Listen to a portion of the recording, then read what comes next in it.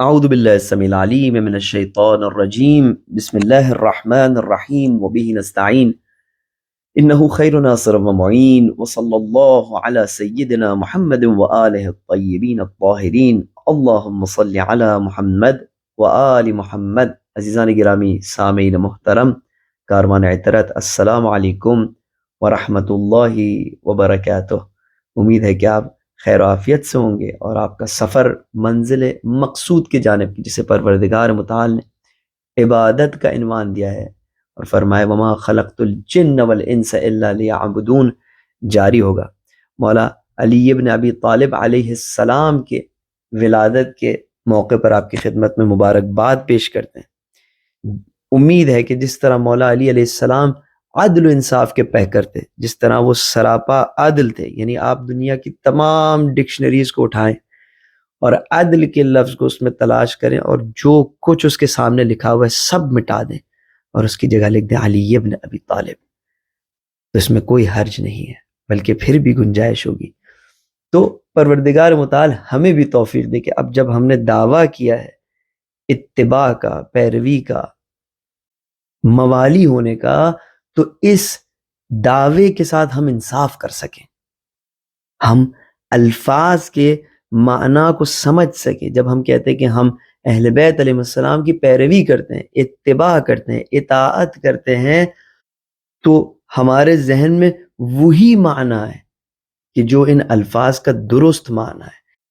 ایسا نہ ہو کہ ہم ان الفاظ کا غلط ترجمہ کر لیں اور پھر ہمارے قول اور ہمارے فعل میں تضاد پایا جائے، جو کہ بالکل مناسب بات نہیں، خلاف عدالت ہے، خلاف انصاف ہے کہ انسان کے قول اور فعل میں مطابقت نہ ہو۔ یا ایھا الذین آمنوا لم تقولون ما لا تفعلون، اے ایمان والو کیوں ایسی باتیں کرتے ہو کہ جس پر عمل نہیں کرتے، کیوں پیروی کا دعویٰ کرتے ہو، کیوں اطاعت کا دعویٰ کرتے ہو۔ کبر مقتا عند اللہ، یہ بہت بری بات ہے پروردگار متعال کے یہاں، ان تقولوا ما لا تفعلون، کہ ایسی بات کرو کہ جس پر عمل نہیں کرتے۔ عزیزان گرامی، شرح و ترجمہ دعائے خواب الوافدون علی غیرک کے سلسلے میں ہم یہاں تک پہنچے کہ پروردگار متعال کے بارگاہ میں ہم نے اقرار کیا کہ بابک مفتوح للراغبین، تیرا دروازہ ان لوگوں کے لیے جو اپنے دل میں شوق رکھتے ہیں، تمنا رکھتے ہیں، ان کے لیے کھلا ہوا ہے۔ اس کے بعد کا جو جملہ آپ کی خدمت میں پیش کریں گے وہ یہ ہے کہ وَخَيْرُكَ مَبْذُولٌ لِلطَّالِبِينَ، جن کو طلب ہے کچھ پا لینے کی، کچھ حاصل کر لینے کی، جو ماہ رجب میں طلب رکھتے ہیں کچھ حاصل کرنے کی، ماہ شعبان میں طلب رکھتے ہیں کچھ حاصل کرنے کی، ماہ رمضان میں طلب رکھتے ہیں، مختلف زیارتوں پر جاتے ہیں اہل بیت علیہ السلام کے، مختلف اعمال انجام دیتے ہیں، مختلف نیک اعمال معاشرے میں انجام دیتے ہیں، صرف اس طلب سے کہ کچھ انہیں تیرے یہاں سے حاصل ہو جائے، تو ان کو تو تیرا خیر، تیری نیکیاں ویسی بخش دی گئی ہیں۔ خیر و کیا مبذول للطالبین، جو طلب کرتے ہیں اور جو خالص نیت سے طلب کرتے ہیں، جو صرف تیری رضا طلب کرتے ہیں، جو تیرے یہاں سے اجر و ثواب طلب کرتے ہیں، ان کو تو تیری نیکیاں بخشی جا چکی ہیں۔ پھر اس کے بعد فرماتے ہیں کہ وَفَضْلُكَ مُبَاحٌ لِلسَّائِلِينَ، تیرا فضل مانگنے والوں پر مباح ہو چکا ہے۔ مباح ہو چکا ہے کا مطلب یہ ہے کہ وہاں پر کوئی اب رکاوٹ ہی نہیں ہے، یعنی اتنا بھی وقفہ نہیں ہے کہ کوئی آ کر انہیں دے، بلکہ وہ جاری ہو چکا ہے۔ جس طرح چشمہ ایک دفعہ جب بہنے لگتا ہے تو جو درخت چشمے کے کنارے ہوتا ہے تو اسے انتظار نہیں کرنا پڑتا پانی کا، پانی تو وہاں سے جاری ہوتا ہے، مباح ہوتا ہے اس کے اوپر پانی۔ تو اسی طرح ہم کہتے ہیں اللہ سبحانہ وتعالیٰ کی بارگاہ میں کہ وَفَضْلُكَ مُبَاحٌ لِلسَّائِلِينَ، جس نے تجھ سے سوال کیا تو اب اسے تیرے فضل کے انتظار کرنے کی ضرورت نہیں ہے، بلکہ تیرا فضل اس کے اوپر مباح ہو چکا ہے، جاری ہو چکا ہے، وہ تو تیرے فضل کے دریا کے کنارے کھڑا ہوا ہے۔ پھر فرماتے ہیں کہ وَنَيْلُكَ، تجھے پا لینا، مُتَاحٌ لِلْعَامِلِينَ، آمادہ ہے ان لوگوں کے لیے کہ جو آرزو رکھتے ہیں۔ اللہ اکبر، صرف اور صرف آرزو اس بات کے لیے کافی ہے کہ بندہ تجھے پا لے۔ عزیزان گرامی، یہاں پر ہم نے 4 صفات کا تذکرہ کیا اور ان صفات کے نتیجے میں جو رزلٹ حاصل ہوتا ہے اس کو بھی آپ کی خدمت میں پیش کیا. ہم نے آپ کی خدمت میں عرض کیا دعا کا جملہ یہ ہے کہ اگر رغبت ہے، اگر شوق ہے تو اللہ سبحانہ و تعالیٰ کا دروازہ کھلا ہوا ہے. اگر طلب ہے تو پروردگار متعال کا خیر نازل ہو چکا ہے. اگر سوال کیا ہے تو فضل کا مباح، فضل جاری ہو چکا ہے.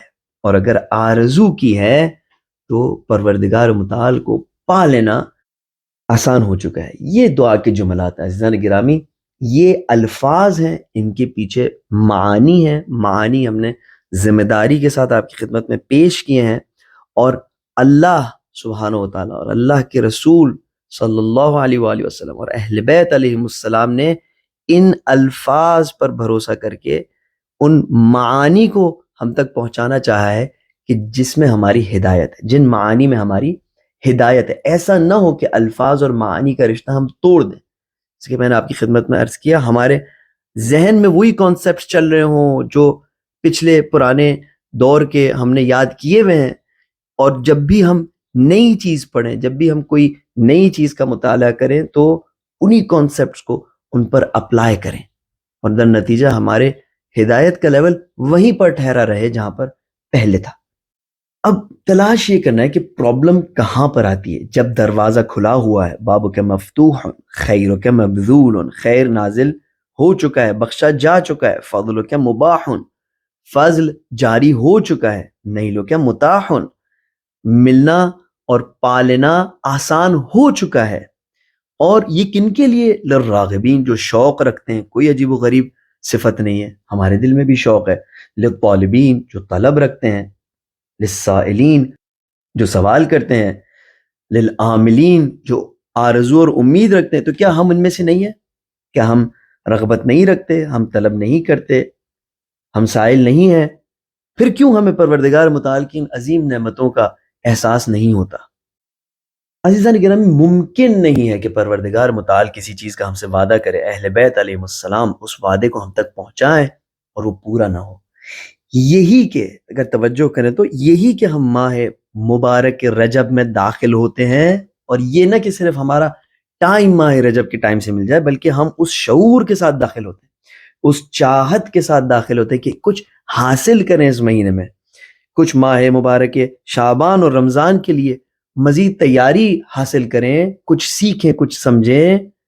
یہ خود وہ دروازہ ہے پروردگار متعال کے جانب سے جو ہم پر کھلا ہوا ہے. یہی وہ خیر ہے جو نازل ہے، یہی وہ فضل ہے جو ہم پر جاری ہو چکا ہے. دو پرابلمز پیش آتی ہیں. ایک تو ہم اس بات کو نہیں سمجھتے کہ پروردگار متعال کے یہاں ہر چیز سسٹمیٹک طور پر چلتی ہے. کوئی بھی چیز معجزاتی طور پر یا جادو کی صورت میں ہمارے اندر ایجاد نہیں ہوتی. اللہ سبحانہ و تعالیٰ فرماتا ہے کہ الم تر کیف ضرب اللہ مثلا کلمۃ طیبۃ کشجرۃ طیبۃ اصلها ثابت وفرعها فی السماء. کیا نہیں دیکھتے کہ کیسے پروردگار متعال مثال دیتا ہے کلمہ طیب کی، یعنی ایک پاک آرزو، ایک پاک نیت، ایک پاک لفظ کی، کہ وہ لفظ ایسا ہے کہ جیسا ایک پاک درخت ہو، ایک شجر طیبہ ہو. الم تر کیف ضرب اللہ مثلا کلمۃ طیبہ کشجرۃ طیبہ. پس ایک پاک کلمہ ایک پاک و پاکیزہ درخت کی طرح ہے. یہ دعا کے الفاظ وہ پاک الفاظ ہیں، آپ کی نیتیں وہ پاک الفاظ ہیں، آپ کے خالص کام جو پروردگار متعال کی راہ میں انجام دیے جاتے ہیں یہ وہ خالص الفاظ ہیں، وہ کلمہ طیبہ ہیں. یہ کس طرح ہے؟ پروردگار متعال ان کی مثال کیسے دیتا ہے؟ کیا شجرۃ طیبہ، یہ پاک و پاکیزہ درخت کی طرح ہے کہ اصلها ثابت، جس کی جڑیں مضبوطی سے زمین کے اندر گڑ چکی ہیں. وفرعها فی السماء، جس کی شاخیں آسمانوں کی طرف، بلندیوں کی طرف جا رہی ہیں. یہ کیا ہے؟ یہ کون سا درخت ہے؟ یہ وہی نیک عمل ہے، یہ وہی نیک نیت اور وہی نیک لفظ ہے کہ جو پروردگار متعال فرما رہا ہے کہ یہ ایک درخت کی طرح ہے. تؤتی اکلھا کل حین باذن ربھا، یہ اپنا میوہ، یہ اپنے فروٹس، یہ اپنے فائدے ہر زمانے میں دے رہا ہوتا ہے پروردگار متعال کی اجازت سے. عزیزان گرامی، غور و فکر کرنا بہت ضروری ہے. کیا درخت ایک رات میں اگتا ہے؟ کیا ایسا مضبوط درخت کہ جس کی جڑیں مضبوطی سے زمین کے اندر ہوں اور جس کے شاخیں آسمانوں کی طرف جا رہے ہوں اور اس میں پھل ہوں، کیا وہ ایک رات میں اگتا ہے؟ نہیں عزیزان گرامی، پروردگار متعال نے ایک سسٹم بنایا ہے۔ اس میں کوئی شک نہیں کہ یہ درخت اگے گا، اس میں کوئی شک نہیں کہ آج جو آپ نے جملہ خالص نیت سے پروردگار متعال کے بارگاہ میں ادا کیا، جو کام آپ نے پروردگار متعال کو پیش کیا، جو آپ کی آرزو تھی، اس میں کوئی شک نہیں کہ یہ کلمۃ طیبہ ایک دن شجر طیبہ ضرور بنے گا۔ لیکن بسم اللہ الرحمن الرحیم، والعصر ان الانسان لفی خسر الا الذین آمنوا وعملوا الصالحات وتواصوا بالحق وتواصوا بالصبر۔ تمام کے تمام انسان خسارے میں مگر کہ جن میں 4 کوالٹیز موجود ہوں، الا الذین آمنوا، ایمان رکھتے ہوں، وعملوا الصالحات، نیک عمل انجام دیتے ہوں، وتواصوا بالحق، ایک دوسرے کو حق کی تلقین کرتے ہوں، وتواصوا بالصبر، صبر کا دامن خود بھی تھاما ہو اور دوسروں کو بھی صبر کے دامن تھامنے کی تلقین کرتے ہوں۔ عزیزان گرامی، یہ ایک جہد سے ہم نے آپ کی خدمت میں عرض کیا کہ اگر ہمیں احساس ہوتا ہے کہ یہ جو دعا کے جملات ہیں وہ ہمارے حق میں پورے نہیں ہو رہے تو اس کی وجہ کیا ہے؟ ہم نے کہا کہ صبر کی ضرورت ہے، اور آپ کی خدمت میں اس آیہ کریمہ کی مثال دی کہ جس میں پروردگار متعال فرماتا ہے کہ نیک عمل ایک درخت کی طرح ہے۔ دوسری جہد سے بھی اس کو انشاءاللہ ہم دیکھیں گے۔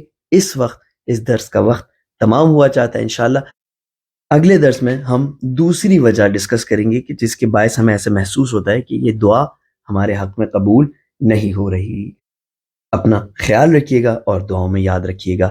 سبحان ربک رب العزت عما یصفون وسلام علی المرسلین والحمد للہ رب العالمین، والسلام علیکم ورحمۃ اللہ وبرکاتہ۔